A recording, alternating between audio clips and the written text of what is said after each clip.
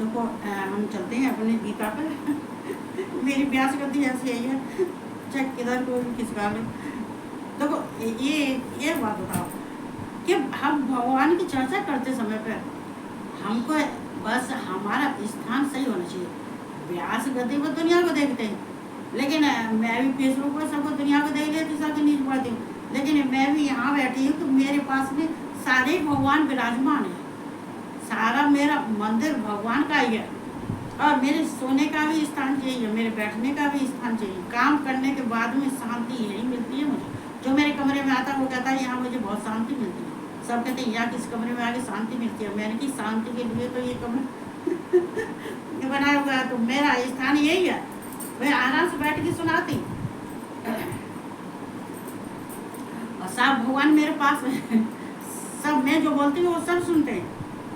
और तो मेरे लिए ये भगवान की गति है, ये व्यास गति नहीं है, भगवान की गति है। भगवान विराजमान है। हाँ, हकीकत में झूठ नहीं बोलते। तो चलते हैं। देखो यहाँ ये गीता देखो भगवान कृष्ण कहते हैं, और भगवान कृष्ण भी कहते हैं, और हमें भी सबको समझना चाहिए इस बात को कि देखो भगवान को प्राप्त करने के लिए अगर हम उनके कहते हैं उनके स्वरूप का चिंतन करते रहें, हम उनका जो है उनके गुण, उनके भाव, उनके ऐश्वर्य और उनके कहते हैं कि जो उनकी लीला, उनके स्वरूप का, उनके लीला का, उनके गुण का, उनके ऐश्वर्य का, जब हम उनके स्वरूप का कीर्तन, मनन और ध्यान और चिंतन जब हम करते हैं तो देखो भगवान की प्राप्ति, कृष्ण की प्राप्ति हो जाती है। कृष्ण ये ही चाहते हैं क्योंकि एकांत में बैठ के और जो मेरा भजन करता है, देखो इनमें ये मनन है, कीर्तन है, या भजन चिंतन है, या उनके ऐश्वर्य का, उनके गुण का, उनके स्वरूप का, इनमें से ज्यादा नहीं तो एक ले लो। बहुत सरल उपाय बता रही हूँ। एक देखो सब नहीं ले पाते तो एक उनका ध्यान ही ले लो, या खाली उनका एक कीर्तन भजन ही ले लो, या फिर उनके स्वरूप का ही चिंतन करो। एक ही ले लो इनमें से, एक ही।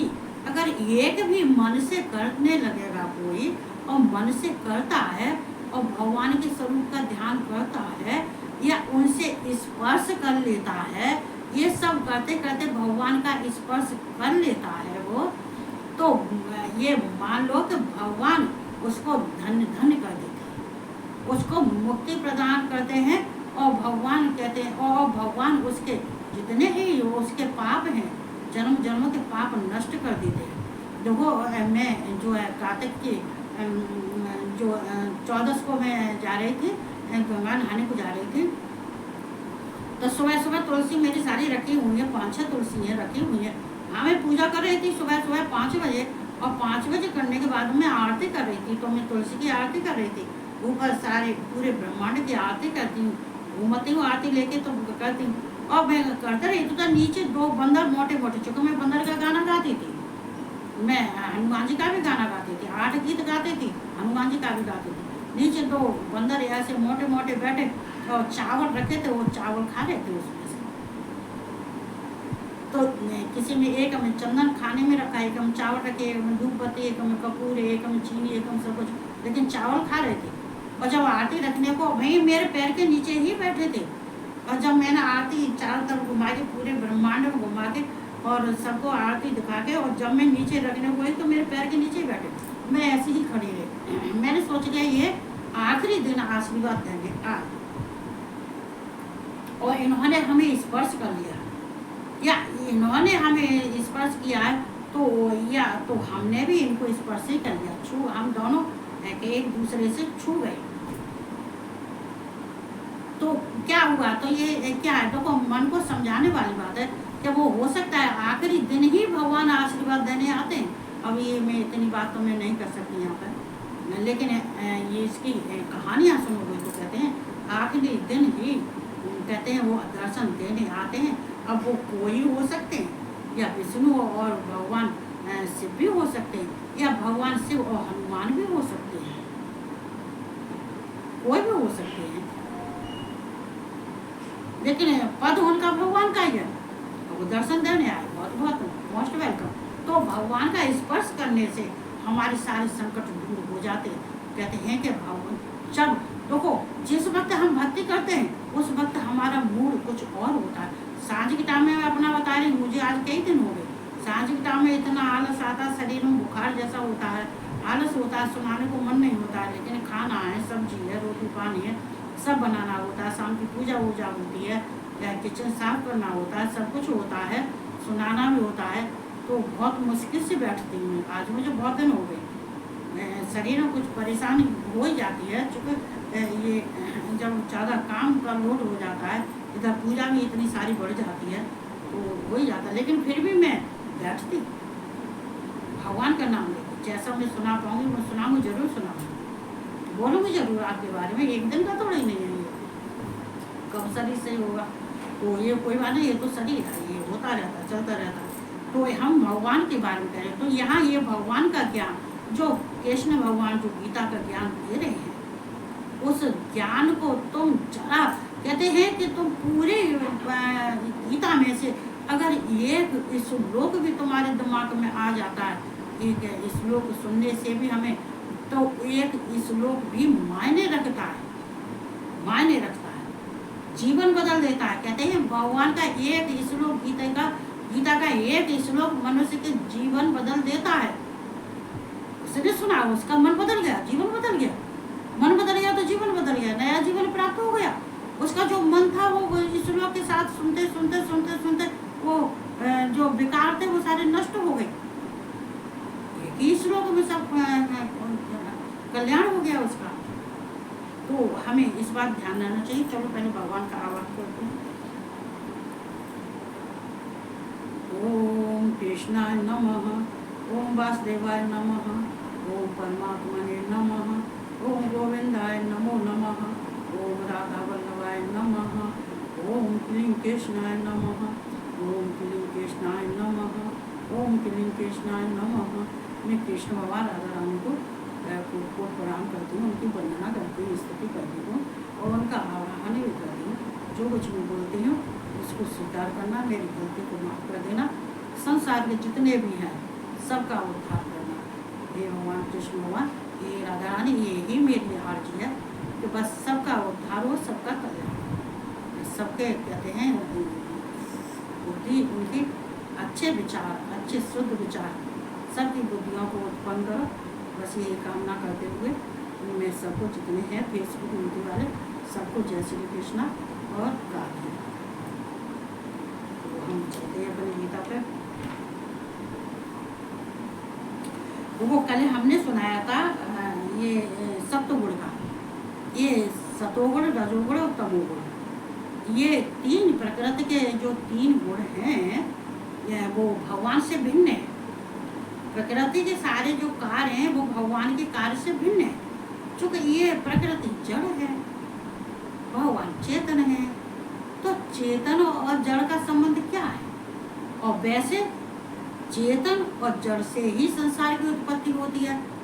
भगवान कृष्ण और प्रकृति से ही संसार की उत्पत्ति होती है।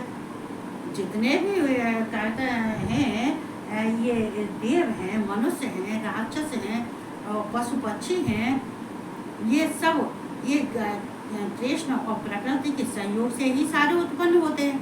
लेकिन जब ये प्रकृति जड़ रूप में कार्य संसार के लिए करती है, उस समय पर भगवान चेतन स्वरूप आत्मा में रहने वाले जो कहते हैं भगवान अविनाशी हैं, उनका कभी नाश नहीं होता। ये भगवान कृष्ण ये ब्रह्म है और ये चेतन है, लेकिन ये प्रकृति जड़ अपना कार्य करती है। उस समय पर भगवान इनसे बिल्कुल भिन्न हो जाते हैं। तो यहाँ पे तो जो सत्व कर्म का कार्य करने वाला कभी संसार के बंधन से नहीं बंधता है।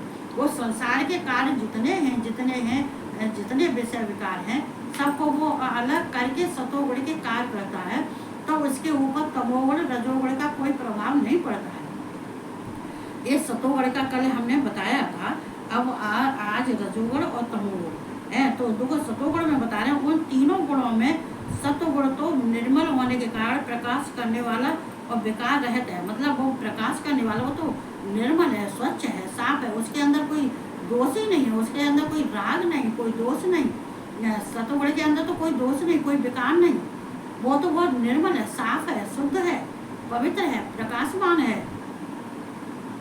क्योंकि उसके अंदर भगवान जो सत्य के धर्म के मार्ग पर चलता है जो सतोगुणी होता है, तो ये भगवान का प्रकाश उसके लिए मूल्यवान होता है। भगवान खुद उसको प्रकाश देते हैं, तो प्रकाश करने और दूसरों को भी वो प्रकाश करने वाला है। क्योंकि दूसरों जो भी उसके सतोगुणी वाले के धर्म कर्म देखता है तो वो भी उसके अंदर भी प्रकाश फैल जाता है। कहते हैं एक धर्मी के पास में तुम खड़े हो जाओ, कोई धर्म करने वाला है, कोई भक्ति करने वाला, अगर कोई ऐसा वैसा भी खड़ा हो जाता है तो उस भक्ति का असर उस पर भी आ जाता है।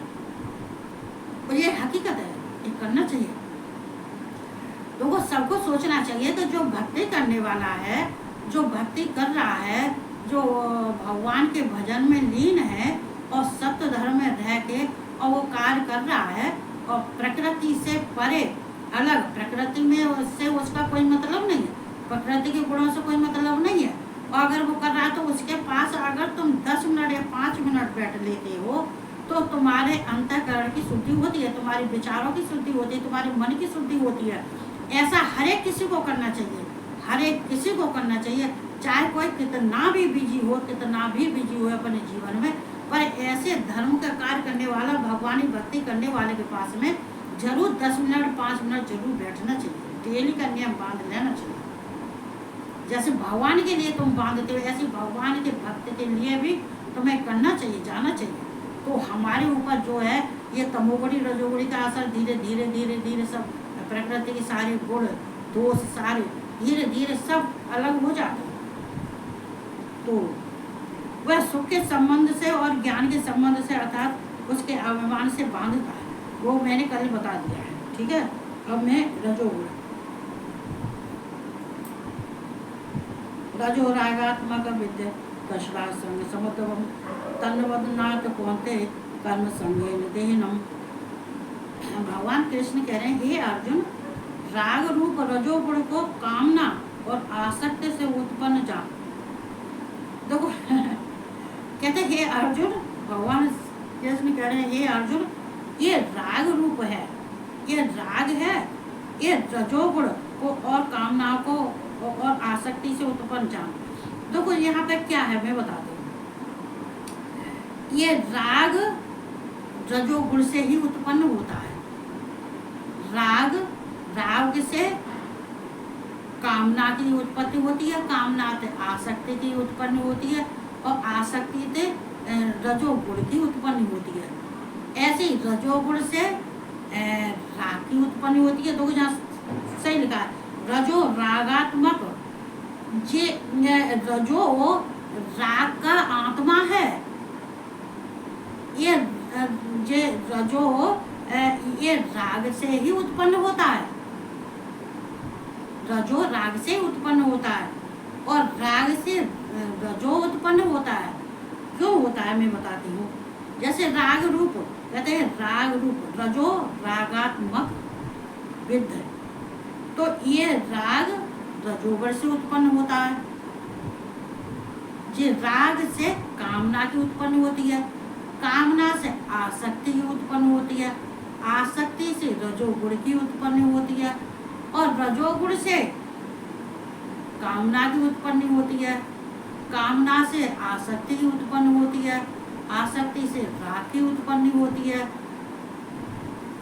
देखो यहाँ ये बीज और वृक्ष का ये सोचो, देखो यहाँ पे मैं बताती हूँ, यहाँ पे ये तो ऐसे समझ में आता है। जैसे बीज है, वृक्ष, बीज का संबंध वृक्ष से है और वृक्ष का संबंध बीज से है। जब वृक्ष से ही तो बीज उत्पन्न होता है और बीज से ही वृक्ष उत्पन्न होता है, वृक्ष से बीज उत्पन्न होता है और बीज से वृक्ष उत्पन्न होता है। ये परस्पर दोनों एक ही हैं, ये दोनों परस्पर संबंध, इनका एक दूसरे से संबंध है, परस्पर संबंध है इनका। ऐसे ही राग और रजोगुण का और आसक्ति कामना का इनका भी एक ही बात है। चूंकि जब कहते हैं किसी के अंदर राग आ जाता है, कामना आ जाती है, आसक्ति आ जाती है, तो वो सोच लो कि वो रजोगुण उसके अंदर उत्पन्न हो गया। और रजोगुण उत्पन्न हो गया तो ये कामना, आसक्ति, राग ये उत्पन्न हो जाते हैं। ये दोनों का संबंध है, परस्पर संबंध है। ये बात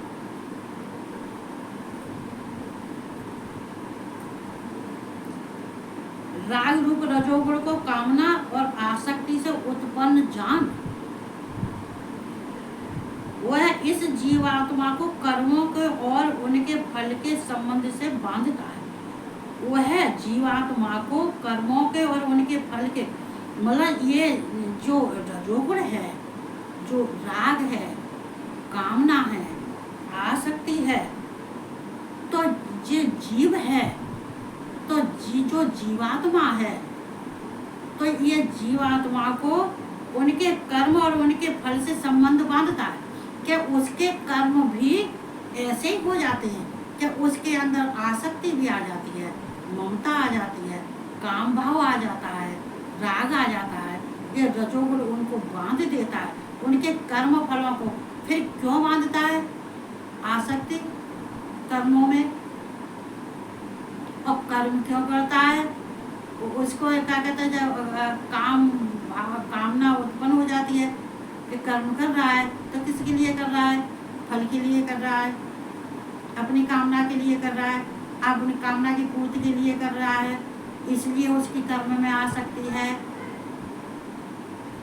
तो ये जीवात्मा को कर्म बंधन के कर्मों के फल के से संबंध से बांधता है रजोगुण। उसका रजोगुण के ये लक्षण बता रही हूँ, ये रजोगुण के ये लक्षण हैं। तभी तो सतोगुण और रजोगुण है। इसी को तो रजोगुण कहते हैं। क्यों कहते हैं? तभी तो हम कहते हैं अपने को सावधान रखना चाहिए। हमारे ऊपर किसी का जादू टोना नहीं चलना चाहिए। हमें किसी के ऊपर ऐसा उसके कर्मों का प्रभाव नहीं पड़ना चाहिए, या हमारे कर्मों का किसी के ऊपर प्रभाव नहीं पड़ना चाहिए। अगर हमारे अंदर काम भावना है, आसक्ति है, तो या राग है, तो किसी को ऐसे कर्मों में अच्छे इंसान को नहीं बदलना चाहिए। और हमें भी ऐसे इंसानों से नहीं बदलना चाहिए जिसके अंदर काम भाव ज़्यादा होता है, जिसके अंदर आसक्ति होती है, जिसके कर्मों का कर्म करता है लेकिन वो फल के लिए करता है। अब हम भी ऐसा ही करने लगे तो क्या हो गया? तो हम भी बंध गए, तो हम भी कर्मों के फलों के बंधन में बंध गए। चूंकि ये कार्य कौन करता है? रजोगुण करता है। जो रजोगुण में है उसकी भावना ऐसी ही होती है, वो रजोगुण ही होता है, वो सतोगुण नहीं होता है। तो ये भगवान कहते हैं, ये अर्जुन, इसीलिए तो वह जीवात्मा को कर्मों के और उनके फल के संबंध से बांधता है। ये रजोगुण। कर्म संगेन देहेनम कौनते, कर्म संगेन देहेनम। हे कौनते, हे अर्जुन, कर्म संगेन। अच्छा दो सुनो, कर्म संगेन का क्या है? कर्म और संगेन उसके क्या कर्म और संगेन उसके क्या है? कामना, आसक्ति, राग, और ये कर्मों के फल। कर्म संग, ये कर्म के संग है, ये कर्म के समूह है, ये कर्म के समूह है। कर्म संगेन देहेनम, देह उसको बांधता है, उसके देह को तन बंधनात् वो बांधता है। तो हमें सचेत रहना चाहिए। लेकिन ये तो रजोगुण का है, तो रजोगुण का तो है, तो वो तो बताया जाएगा ना। वो तो अर्जुन को समझाई तो रहे हैं। अब ये दूर करने की तो बाद की बात है, वो तो इस समय समझा रहे हैं कि अर्जुन ये कौन थे, तमस्त ज्ञानजं विद्यमोहनं सर्वदेहिनां प्रमादालस्य निंद्रा विस्तन बंधनात् भारत। हे अर्जुन, देह अभिमानियों को मोहित करने वाले तमोगुण को तो अज्ञान से उत्पन्न जान, जो देह अभिमानियों को मोहित करने वाले, देखो देह अभिमानियों को मोहित करने वाले तमोगुण को तो अज्ञान से उत्पन्न, ये तमोगुण है, ये अज्ञान को उत्पन्न करता है, ये ज्ञान को ढक लेता है। ये तमोगुणी होता है, जो तमोगुणी होते हैं वो अज्ञानी होते हैं, वो ज्ञान को, ये तमोगुण ज्ञान को ढक लेता है। क्यों ढक लेता है? कि उसके अंदर तमोगुण का भाव ज़्यादा होता है। तमोगुण का भाव ज़्यादा होने के बाद में उसका ज्ञान नष्ट हो जाता है, उसकी सोचने की बुद्धि, विचार करने की बुद्धि नष्ट हो जाती है। मतलब वो अच्छा सोचता, कहते हैं कि ये कर्म, कौन सा कर्म करना चाहिए, कौन सा कर्म नहीं करना चाहिए, तो ये करने की उसकी शक्ति क्षीण हो जाती है। रजोगुणी वाले का अज्ञान हो तो कहते हैं ये अज्ञान से उत्पन्न जान, ये अज्ञान से ही उत्पन्न होता है, ये तमोगुणी अज्ञान है। या फिर ये सोचो, ये भी वृक्ष की तरह से समझना चाहिए कि अज्ञान तमोगुणी से उत्पन्न होता है। जब मनुष्य तमोगुणी में होता है तो अज्ञान होता है, अज्ञान उत्पन्न होता है, और जो कहते हैं और अज्ञान है उसके अंदर तमोगुण आ जाता है, वो तमोगुणी से उत्पन्न होता है। जैसे यहाँ भी सोच लेना चाहिए, ये वृक्ष और ये बीज, यहाँ भी ऐसा ही समझ लेना चाहिए। वह इस जीवात्मा को प्रमाद, आलस और निंदा के द्वारा बांधता है। एक तमोगुणी क्या करता है? उसकी बुद्धि भ्रष्ट कर देता है, वो अचेतन कर देता है, उसकी चेतना नष्ट कर देता है। जो शुद्ध चेतन वाला बुद्धि व्यक्ति होता है, उसकी बुद्धि फिर शुद्ध चेतन नहीं रहती है, वो शुद्ध उसके विचार नहीं रहते हैं, उसके जो ज्ञान शक्तियाँ हैं, जो इच्छा और ज्ञान है, वो सब नष्ट हो जाते हैं। कहते हैं वो क्षीण हो जाता है, और इस जीवात्मा को प्रमाद, उसको आलस से आ जाता है। कहते हैं उसको जो है ये प्रमाद, ये कहते हैं ये प्रमाद हो जाता है कि क्या कहते हैं, क्या अच्छा है क्या बुरा है, वो किसी की सोचने की शक्ति उसके अंदर रहती नहीं है। जो जी आत्मा को, उसको प्रमाद आने लगता है, उसको क्या कहते हैं, उसको आलस से आने लगता है, उसको प्रमाद के तो मतलब उसकी सोचने की और रहने की, विचार करने की और सब उसकी नष्ट हो जाती है, उसकी चेतनता बिल्कुल नष्ट हो जाती है, और उसके अंदर फिर आलस आ जाता है। आलस आ जाता है कि अरे अच्छा कार्य करने के लिए उसके पास सोचता ही नहीं है, टाइम ही नहीं होता। अच्छा कार्य करता है, बुरा हो जाता है, अच्छा सोचता है और बुरा करने लगता है, क्योंकि ये तमोगुणी है। अच्छा करते भी उसके साथ बुरा हो जाता है, बुरा करने लगता है, और आलस आ जाता है कि क्या करूं, क्या कहते हैं, अरे ये मुझसे नहीं होगा, ये ना ही तो वो धर्म के कार्य कर सकता, ना ही वो अपने इंद्रियों मन को वश में करके ये वेदों का और वेद मंत्रों का अध्ययन कर सकता है, न धर्म के कार्य कर सकता है। मतलब उसको आलस इतना आ जाता है कि वो आलस में पड़ा रहता है उसके अंदर, चूँकि ये तमोगुणी के, उसके तमोगुण उसके अंदर इतना भर गया कि उसकी चेतनता नष्ट हो गई, और अज्ञान उसके अंदर भर गया, और ज्ञान नष्ट हो गया, उसकी बुद्धि भ्रमित हो गई। कैसे उसको प्रमाद आने लगा, उसके सोचने की शक्ति सब नष्ट हो गई, चेतनता, उसके शरीर में जो चेतनता थी वो सब क्षीण हो गई, अचेतन रूप में रहने लगा, और निंद्रा के द्वारा बंध जाता है। और ये तमोगुणी उसको ये प्रमाद, आलस, निंद्रा इसमें बांध देता है।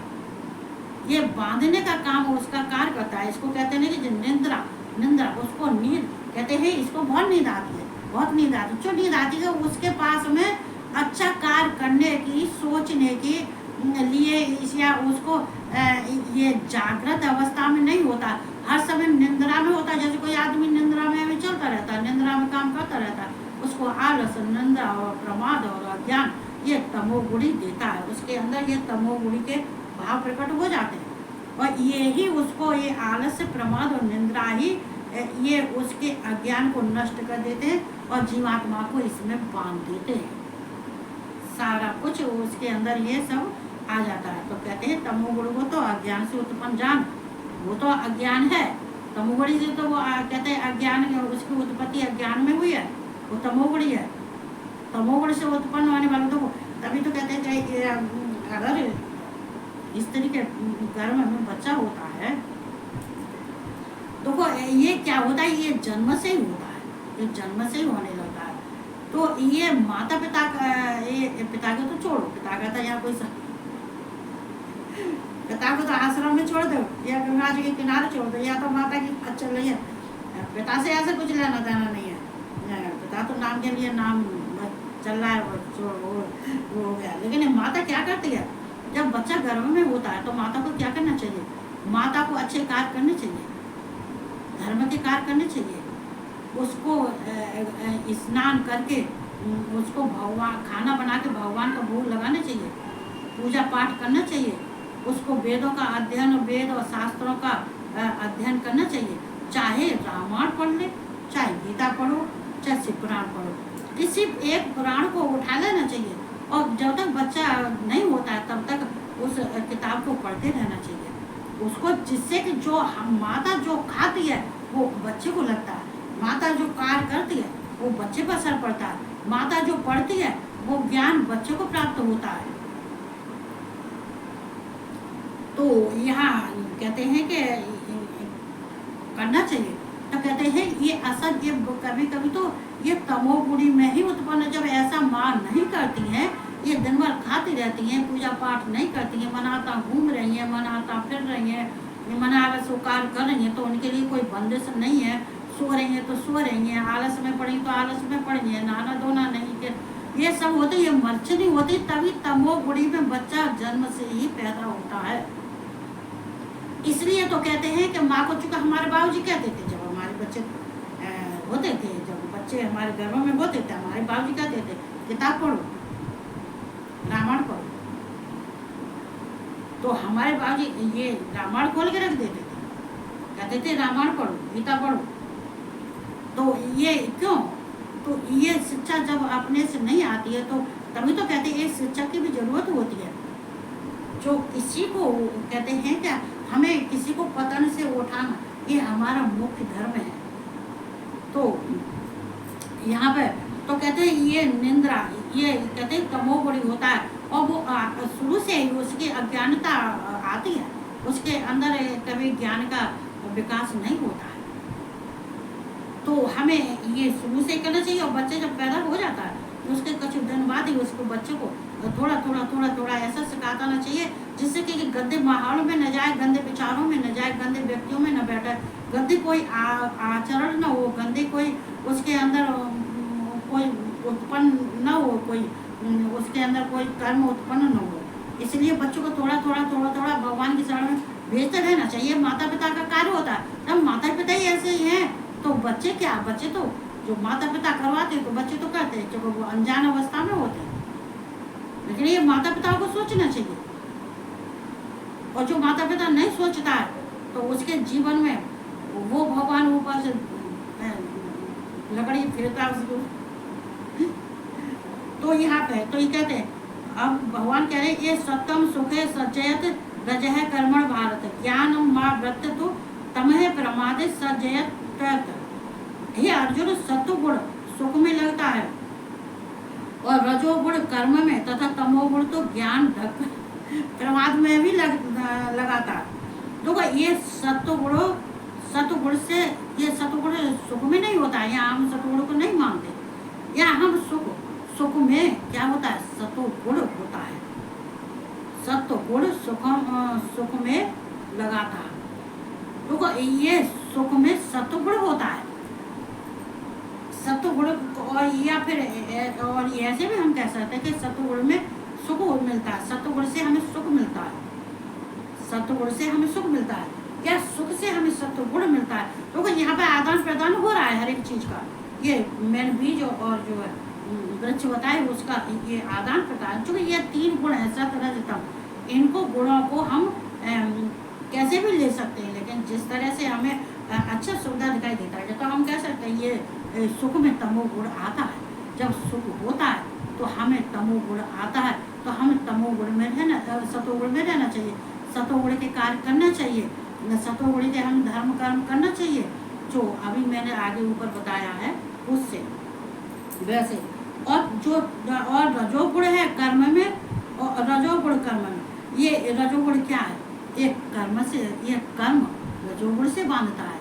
चूँकि हम कर्म प्रधान समझते हैं, हम कर्म पहले लेके चलते हैं, कर्म ये रजोगुण से बांधता है। क्यों बांधता है कि कर्म करते हैं, क्या करते हैं, ये कर्तापन, कर्म क्या, देखो कर्म जब कर्तापन दिखाने लगता है तो अहंकार आ जाता है। कर्म कर्तापन दिखाता है तो अहंकार आ जाता है। मैंने ये किया, मैंने वो किया, ये तो मैं ही कर सकता हूँ और कोई नहीं कर सकता है, ये कार्य मैंने किया है, मतलब अपने को कर्तापन दिखाता है। कर्तापन में तो अहंकार आ ही जाता है। तो कर्म तो अहंकार, ये जो अहंकार, कर्म से अहंकार आ जाता है, तो ये हमें रजोगुण में बांध देता है, हमें रजोगुण से बांध देता है। और तमोगुण को दबाकर, और रजोगुण, ये तमोगुण और रजोगुण को दबाकर, वैसे ही सतोगुण और रजोगुण को दबाकर तमोगुण होता है और अर्थात बढ़ाता है। ऐसे ही यहाँ अभी मैंने वृक्ष और बीज बताया, वही फिर इसमें किस्सा आ गया। ऐसे सतोगुण और ये तमोगुण को दबाकर रजोगुण, वैसे ही सतोगुण और रजोगुण को दबाकर तमोगुण, मतलब ये यहाँ पे भगवान ये कह रहे हैं कि ये सत्वगुण अगर सत्य का कार्य करने के लिए ये तमोगुण को दबा सकता है, और ये तमोगुण और रजोगुण अपने अच्छा कार्य करने की वजह से ये तमोगुण को भी दबा सकता है। तो यहाँ सत्वगुण और रजोगुण को दबाकर तमोगुण होता है, और अगर नहीं दबाता तो सत्वगुण फिर तमोगुण को दबा के रजोगुण हो जाता है, और तमोगुण ये रजोगुण को दबाकर तमोगुण हो जाता है। जैसे कि मैंने बताया कि ये बीज और वृक्ष, ये बीज से वृक्ष होता है, वृक्ष से बीज होता है, ये दोनों का, ये तो इनका परस्पर संबंध है। तो हमें वो काम करना चाहिए जिससे कि हमारे नीचे की तमोगुण रजोगुण ये सारे दब जाएं और प्राणी इनसे निकल के बाहर ये सतोगुणी का कार्य करने चले, और सतोगुणी के कार्य करे। सतोगुणी के कार्य करने से भगवान कृष्ण कह रहे हैं फिर इन तीनों को ही छोड़ देना चाहिए, इन तीनों को ही छोड़ देना चाहिए, तीनों से परे होना चाहिए। उसके बाद में इनको न तमोगुण इनको बांधता है, न रजोगुण इनको बांधता है, ये सतोगुणी हो जाता है, और सतोगुणी तो फिर भगवान तक पहुंचा ही देता है। तो हमें इस तरह से भगवान का देखो, ये ज्ञान लेने से क्या होता है, हम अगर भगवान का ज्ञान हम भी ले लेते हैं, जो अर्जुन को देते हैं तो हम भी ले लेते हैं, हम भी सुन लेते हैं, तो हम जैसा कुछ जानते हैं वैसे हम तुम सबको बता देते हैं, जिससे कि हमें भी ज्ञान की प्राप्ति होती है। कहते हैं हमें किसी को बताने से हमें खुद ज्ञान हो जाता है, नहीं तो हम क्या करते, किताब पढ़ते थे और उतार और रख देते थे, और बाद में काम करते करते भूल जाते थे।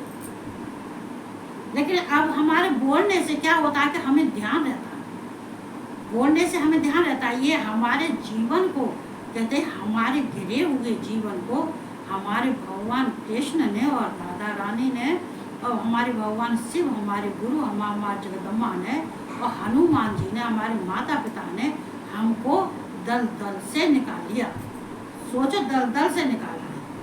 क्यों? ये वेदों के अनुसार, वेद शास्त्रों के अनुसार जो हमें ज्ञान प्राप्त हुआ है, अच्छा हो या बुरा हो। बुरा तो क्या नहीं कह सकती, मैं तो नहीं कहूँगी, क्योंकि मुझे तो पूरा विश्वास है, क्योंकि इस ज्ञान लेने के बाद में फिर बुरी चीज़ मेरे पास नहीं आ सकती, और ना ही मेरे भगवान आने देंगे। बुरी चीज़ तो मेरे पास आ ही नहीं सकती, और भगवान ही मेरे नहीं आने देंगे, ये तो पक्का विश्वास है। क्योंकि पूजा करते करते हम भी सिद्ध हो जाते हैं। सिद्ध होने के बाद में हमें भी विश्वास आ जाता है कि हमारा भगवान ऐसा कभी नहीं करेंगे। आप संसार में विश्वास थोड़ी नहीं कर सकते, भगवान पे ही तो विश्वास कर सकते हैं। मेरा भगवान कभी नहीं करेगा। भगवान मुझे कभी नहीं छोड़ेगा। भगवान कभी मेरा बुरा करेगा ही नहीं। अगर मेरे साथ में कोई बुरा करेगा तो भगवान मुझे कुछ होने भी नहीं देंगे। ना ही मुझे कहीं जाने में डर लगता है, ना कहीं आने में डर लगता है, ना किसी इंसान से डर लगता है। तो ये सब भाव आ जाते हैं कब? जब हम भगवान की शरण में चले जाते हैं तब। तो हमें भगवान की शरण में जाना चाहिए और हमें अर्जुन की तरह से हमें भी होना चाहिए। हमें भी अर्जुन बनाना चाहिए और भगवान कृष्ण का ज्ञान लेना चाहिए। यही सब कहते कहते आराम से रहो, खुश रहो, मस्त रहो और अच्छा खाओ, अच्छा पहनो और भगवान का कार्य करो। ये कहते हुए सबको जय श्री कृष्णा और राधे राधे और गुड नाइट।